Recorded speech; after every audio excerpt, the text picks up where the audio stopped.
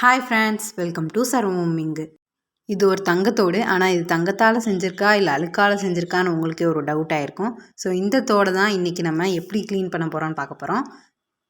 அதுக்கு ஒரு சின்ன பவுலில் அந்த தோடை போட்டுட்டு கொஞ்சம் பேக்கிங் சோடா போட்டுட்டு நல்லா தரன்னு கொதிக்கிற வெந்நி அதில் ஊற்றிட்டு கொஞ்சம் டிஷ்வாஷ் லிக்விடையும் நல்லா போட்டுட்டு ஒரு 2 மினிட்ஸ் ஊற வச்சதுக்கப்புறம் நல்லா இதே மாதிரி கலக்கி விட்டுட்டு ப்ரெஷ்ஷை வச்சு நல்லா இதே மாதிரி ஸ்க்ரப் பண்ணி நம்ம எடுத்தோன்னா அந்த அழுக்கெல்லாம் சூப்பராக போயிடும். இந்த திருக்கை க்ளீன் பண்ணுறது தான் கொஞ்சம் கஷ்டமாக இருந்துச்சு. அதுக்கு ஒரு சின்ன ப்ரெஷ் இருந்தால் ஈஸியாக க்ளீன் பண்ணியிருக்கலாம். அதுவுமே நீங்கள் நல்லா ஊற வச்சிட்டிங்கன்னா அந்த அழுக்கு சூப்பராகவே போயிடும். அதுக்கப்புறம் லேசாக வச்சு நீங்கள் க்ளீன் பண்ணால் போதும். இதே மாதிரி ப்ரெஷ்ஷை வச்சு நல்லா தேய்ச்சி எடுத்திங்கன்னா அந்த அழுக்கு சூப்பராக வெளியே வந்துடும். கொஞ்சம் அந்த லிக்விடை தொட்டு நல்லா ஸ்க்ரப் பண்ணி எடுத்துக்கலாம்.